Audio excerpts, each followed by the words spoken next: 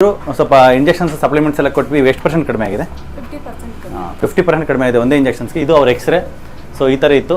So ಇನ್ನೂ ಒಂದು 3-4 months ಆದಮೇಲೆ ಇನ್ನೊಂದು ಎಕ್ಸ್ರೇ ರಿಪೀಟ್ ಮಾಡಿಬಿಟ್ಟು ಇನ್ನೊಂದು ವಿಡಿಯೋ ಅಪ್ಲೋಡ್ ಮಾಡ್ತೀನಿ. ಇದನ್ನು ಅದನ್ನು ಕಂಪೇರ್ ಮಾಡಿ ತೋರಿಸ್ತೀನಿ ಯಾವ ಥರ ರೀಜನರೇಷನ್ ಆಗುತ್ತೆ ಮಂಡಿ ಅಂತ. ಇವರು ಕೂಡ ಡೆಡಿಕೇಟೆಡ್ ಡಯಟ್ ಎಲ್ಲ ಮಾಡ್ತಿದ್ದೀರಲ್ಲ ಇವಾಗ ಇದೇ ಥರ ಡೆಡಿಕೇಟೆಡ್ ಡಯಟ್ ಮಾಡ್ತಾರೆ. ಜೊತೆಗೆ ನಮ್ಮ ಸಪ್ಲಿಮೆಂಟೇಷನ್ಸ್ ಪ್ಲಸ್ ಇಂಜೆಕ್ಷನ್ಸಲ್ಲಿ ಅವ್ರು ಎಷ್ಟು ರಿಕವರಿ ಆಗ್ತಾರೆ ಅಂತ ನಾನು ನಿಮ್ಗೆ ಅಪ್ಡೇಟ್ ಮಾಡ್ತಾ ಇದ್ದೇನೆ. Thank you.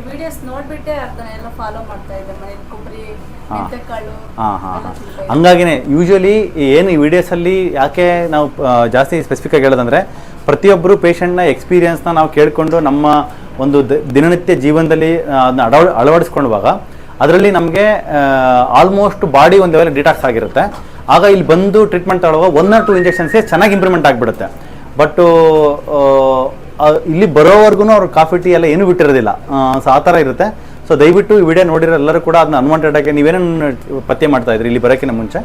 ಸರ್ ನಮ್ಮ ವಿಡಿಯೋ ನೋಡಿ ಕಾಫಿ ಟೀ ಎಲ್ಲ ಫುಲ್ ಬಿಟ್ಬಿಟ್ಟಿದ್ದೀನಿ. ಎಷ್ಟು ತಿಂಗಳಿಂದ ಬಿಟ್ಟಿದ್ದೀರಾ? ನಾನು ಕುಡಿತಾ ಇರಲಿಲ್ಲ. ಒಂದು ನನಗೆ ಪೈನ್ ಬಂದಾಗಿದ್ದ ಬಿಟ್ಬಿಟ್ಟಿದ್ದೆ. ಯಾವಾಗಲೂ ಸಾಯಂಕಾಲ ಒಂದು ಟೈಮ್ ಒಂದು ಸ್ವಲ್ಪ ಕುಡಿತಾ ಇದ್ದೆ. ಆಮೇಲೆ ನಿಮ್ಮ ವಿಡಿಯೋಸ್ ನೋಡಿದ್ಮೇಲೆ ಫುಲ್ ಕಂಪ್ಲೀಟ್ ಬಿಟ್ಬಿಟ್ಟೆ. Super super. ಊಟಕ್ಕೆ ಮುಂಚೆ ಮೆಂತೆಕಾಳು ತಿಂತಾ ಇದ್ದೆ, ಕೊಬ್ಬರಿ ತಿಂತಾ ಇದ್ದೆ, ಎಲ್ಲ ನೋಡ್ಕೊಂಡು ಮಾಡ್ತೀವಿ. ಕಂಪಲ್ಸರಿ ಸರ್ ನೀವು ಹೇಳಿದ್ದು ಏನು ಹೇಳಿದೆ ಚಾಚು ತಪ್ಪದೆ ಮಾಡ್ತಾ ಇದ್ದಾರೆ. ಈ ಫುಡ್ ಲಿಮಿಟ್ಸ್ ಎಲ್ಲ ಹೇಳಿದ್ರಲ್ಲ, ಕಾರ್ಡ್ ಕೊಟ್ಟಿದ್ರಲ್ಲ, ಫಸ್ಟ್ ನನಗೆ ನಿಂತ್ಕೊಳ್ಳೋಕೆ ಆಗ್ತಾ ಇಲ್ಲ, 5 ನಿಮಿಷ ನಿಂತ್ಕೊಳ್ಳೋಕೆ ಆಗ್ತಾ ಇರಲಿಲ್ಲ. ಆಮೇಲೆ ಕೆಲಸ ಮಾಡೋಕ್ಕೂ ಫುಲ್ ಟೈರ್ಡ್ ಆಗ್ತಾ ಇದ್ದೆ. ಅದು ತುಂಬಾ ಸಿವಿಯರ್ ಆಗಿತ್ತು. ನಾನು ಈ ಥರ ಫುಡ್ಡಲ್ಲೆಲ್ಲ ಸ್ವಲ್ಪ ಕಂಟ್ರೋಲ್ ಮಾಡ್ಕೊಂಡಲ್ವಾ, ಆಮೇಲೆ ನಂಗೆ ನಡೆಯೋಕ್ಕೆಲ್ಲ ಆರಾಮಾಗಿ ಇಲ್ಲಿ ಬಂದಾಗೆಲ್ಲ ನಡೆಯೋಕೆ ಆರಾಮಾಗಿ ಇತ್ತು. ನನಗೆ ಪೈನ್ ಇರಲಿಲ್ಲ ಸರ್ ನನಗೆ.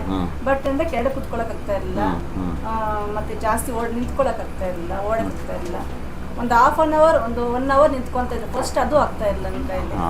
ಮೇಯ್ನ್ಲಿ ಪಥ್ಯ ಸ್ನೇಹಿತರೆ, ಡಯಟು ಮಾತ್ರ ಯಾರೂ ಮಿಸ್ ಮಾಡಬೇಡಿ.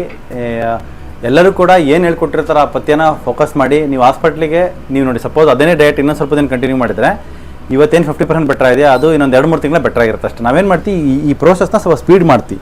ಇಂಜೆಕ್ಷನ್ ಮಾತ್ರ ಕೊಡೋದ್ರ ಮುಖಾಂತರ ಈ ಪ್ರೋಸೆಸ್ ಸ್ವಲ್ಪ ಫಾಸ್ಟ್ ಮಾಡ್ತೀವಿ.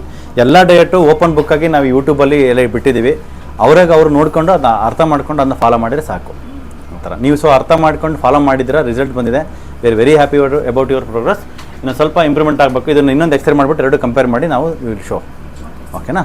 ಓಕೆ.